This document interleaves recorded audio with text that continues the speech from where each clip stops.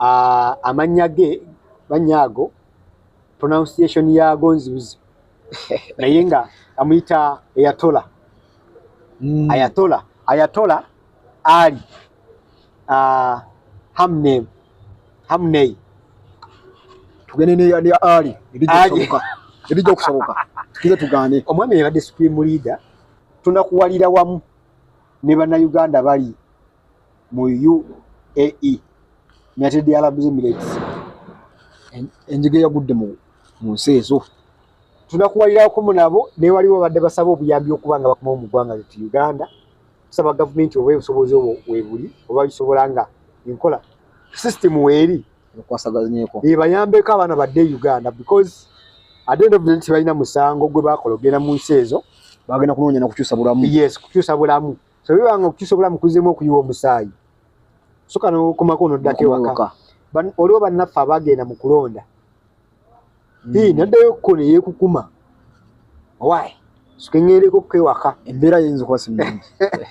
So saasira munnaffe ali nga atali mu ggwanga mwazaalwa ng'ali wabweru wansi naye ng'ate ebigenda maaso tebisobola kumuleka na bulamu oluusi obuto ayinza oddugulamu obulamu wagamba kakumeo kewaka eggwanga libeera lyeteeseteese bulungi lisobola okukola ki okukikolako nerimunonayo. Yes, nerimunonayo nakumeo kuwa ne Uganda mbeera bweteera neddayo naye nga bannayuganda tumanye nti nno ensi zetwesimisa waliwo otuuka nawe ate newesimisa oluusi eyiyo nebabawo ate onakuwalira eyiyo kati State House n'ensinga Iran mweziri otuuka neogamba owaki kansigaleko ewaka omuza best. Omusajja eyattiddwa supreme leader amanya ge banyago pronunciation yago nzibuzi naye nga amuyita Ayatollah. Ayatollah Ali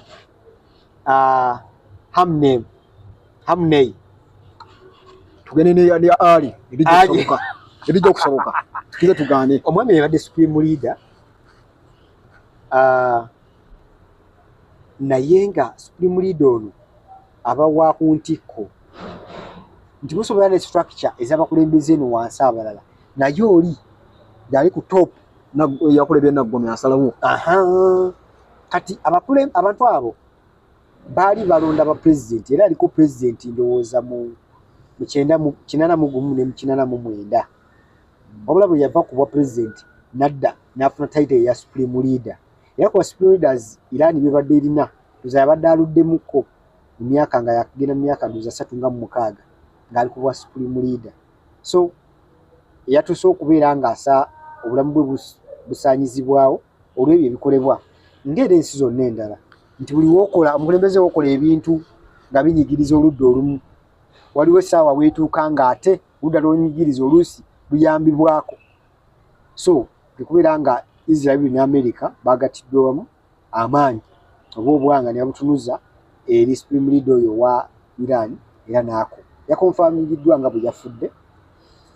Ate era tukijjukira ensi zino buli okubayo omuliro tesobola kulekeraawo naye ino kola ki okuddiza. So tusaba Mukama aluŋŋamye aterize oba ateeketeeka abantu abo emitima gyabwe bye bayayaanira beekubemu mu mmeeme because abantu abafiiramu oluusi ate oluusi tebaba na musango nti Mizairo we yagudde netta abantu mwabaddemu bambi abatabimanyi nako ba student abatalina interest yonna kwebyo ebyadde bigenda mu maaso mu ggwanga.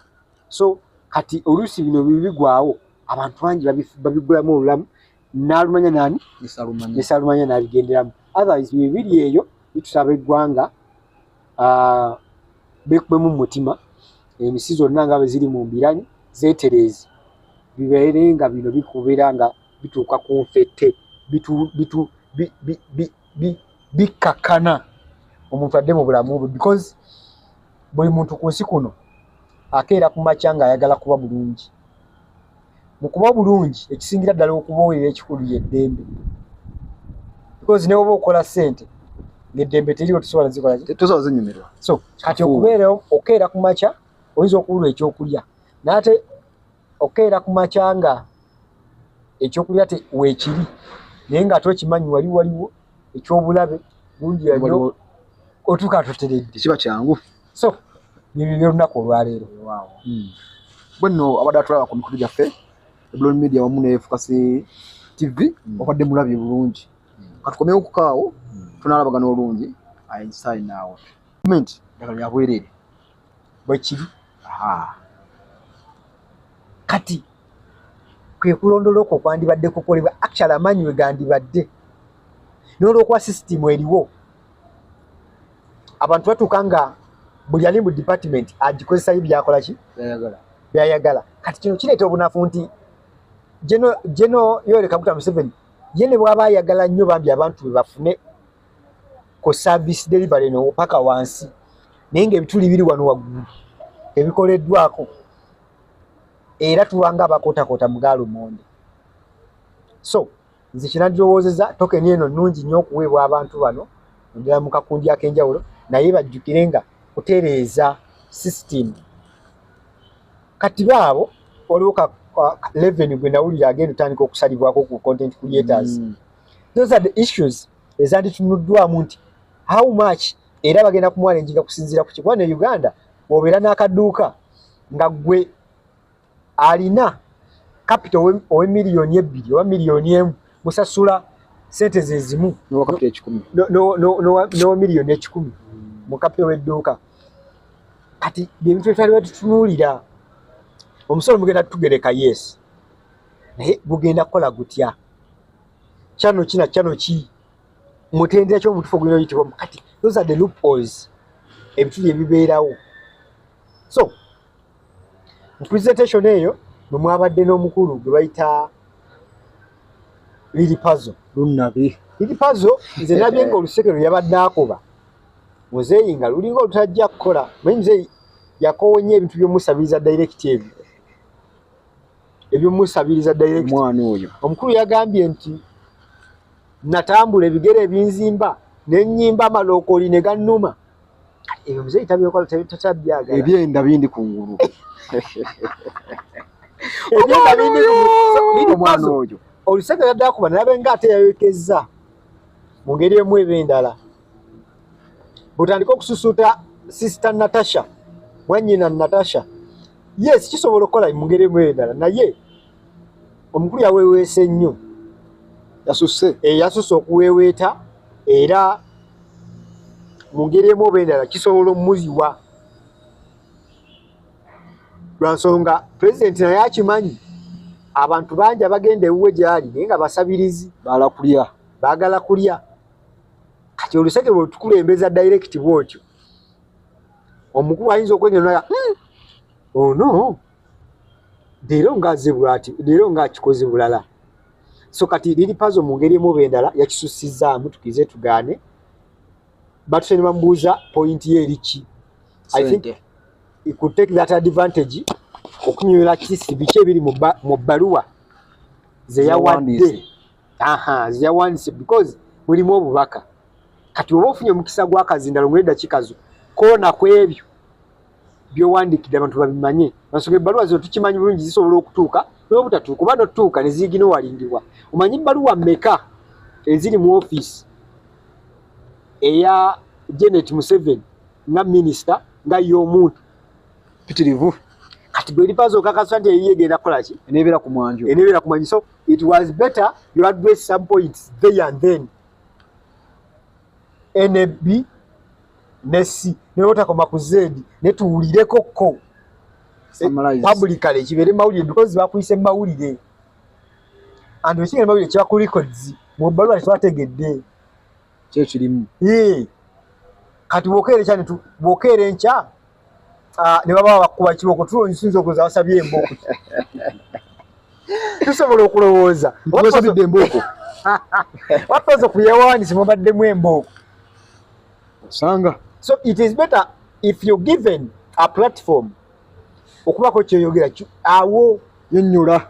So ne Kasuku yatuuse okwogera yayogedde n'agamba muzeeyi yeetagayo ka time twogere discussing this and this but here is my questions era naza addressinga newankwadde waliwo kenjagala tutule ababiri one on one naye bino byenandyagadde at least for now era nga bi addressed aha twatuse ku mukulu gwe bayita Publicity Natete ate Publicity Natete bannange mwana n'akisussa comedy yayitiridde weewaawo nga kalige nasoose nagambye nti kyowerabira identity yo bakutwalidde mu ttuluba ki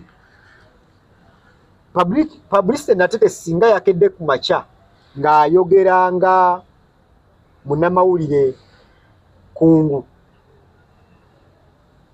atuwandiye buzaga yi kulwa tulimbyemu siwe twamumanyirira yatuse n'okutuuka nga oluzungu lwayogera lwabitege naye ate bamugambye okwogera Oluganda naye n'agamba Oluganda lwe talwekakasa. That is his identity. Abantu bakola ki? Bamumanyiridde. Naye tukkirize tugaane confidence yabuze.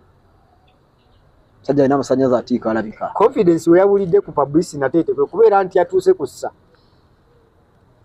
erivuunula kale byabadde ategeeza omuntu asobole obitegeera okusambalinga ne kuyitirira kwegamba okubagana amatama kwayitiridde.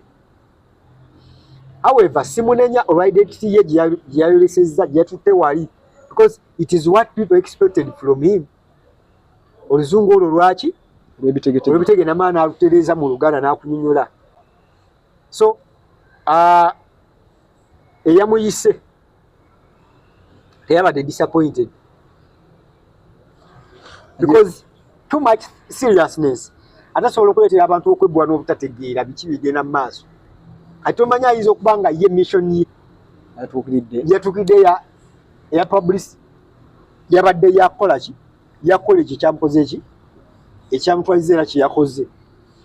However nga begambye wali nti confidence yakoze eki yabuzeemuko mu ngeri gye yapresentinzeemu. However the whole thing ekyaba content creators okugenda tetuyinza kumanya after oba baakiivinze oba tebaakiivinze, wabula tusobola okugamba nti ye omuteesiteesi yasobola okutubuulira oba yasobola okuvaayo n'agamba the reason why I called these people is so and so and so and I either achieved it or not. Banga tujjukira nti omulundi ogwasooka people balaba nnyo okusinga ku gwejjo nti wagenda n'otunuulira abantu bonna bali live nga olaba abantu bangi bali mukola ki kulaba so kati kuno beeveddemukko akatono obali naye eyinza okuba nga ensonga si yakulaba bangi nga ensonga yabadde yakulaba yakubeera nga waliwo ebyo byayagala biyite era ne biyita. So ebimu ku ebyo ebirala byandibadde nga Omunnayuganda amanya kwe kuleera nga abantu balambuziddwa faamu erimu emitwe ezisuubira emitwalo 2+. In one or the other it motivates. Kisikiriza kiyambako omuntu okwefumitiriza kati ng'abantu abagenze nga bavubuka bato okwefumitiriza. Manyi Omunnayuganda bw'alaba atuuka okwegba mu ttooki atuuka n'okuwenga how can this be possible. Kati okuvaayo ne balambuzibwa ente oba ekyalo ky'ente eziwerera ddala omu ayinza okubeera nga badde ali yalooza tekisoboka. Kati okulabako okunyamba okubeera nga ali motivated oba ali inspired okubeera nga alina kyakola. Manyi Ebulon omuntu obeera nga olina kyoyagala omuntu akole kiba kirungi n'otayogera bwogezi n'omulako okubikolwa nti bannange osobola okuba n'ente emitwalo 2 eggana zino ziraba buli gumu kitundu zino ziraba buli mutwalo buli ziraba atuuka n'akyona kituufu kikola ki kisoboka naye gy'onookoma okudda ku TV n'okyogerako bwogezi munayo tasobola kitegeera. So it was a good gesture okubalagako nabo bagambe batukobe epime ali agala okibeera okikola amanye nti kikola ki kisoboka era muli yayite gyekiri nti okubeera ne project yenkana bweti osobola ddala okukola ki okugikolera n'ebeerawo. So ndowoozaamu nti mu buufu obwo gesita teyabadde mbi. Byebyo ebitonotono byensobola okumenyerako ko omunayuganda oba omugoberezi w'emikutu gya Focus wamu ne Eblon Media. Yeah.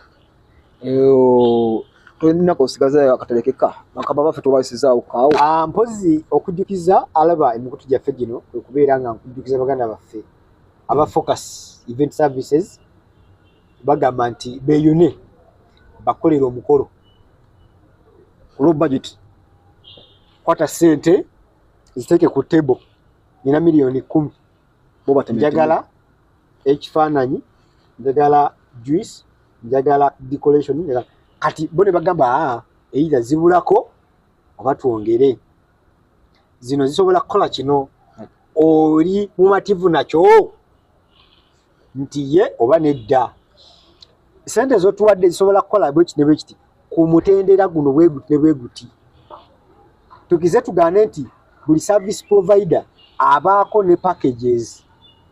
So bagala bafa ba Focus Event Services bagezeeko oba omukolo kukyala kwanjula mbaga byonna bakutegera omukolo gwo okuvireyo bulungi. So nina zaabwe ku screen kweziri so nga ate ne ba Focus Farms and Chicken Supply bagamba nti beekwate bakuyigiriza okuluneko keza ennyama wamu n'akatale akakunoonyeza. Eblon sigala ku mulimu gwo guno ogw'akantu ng'olweggulo boddayo waka wali akaki katimba akalimu enkoko.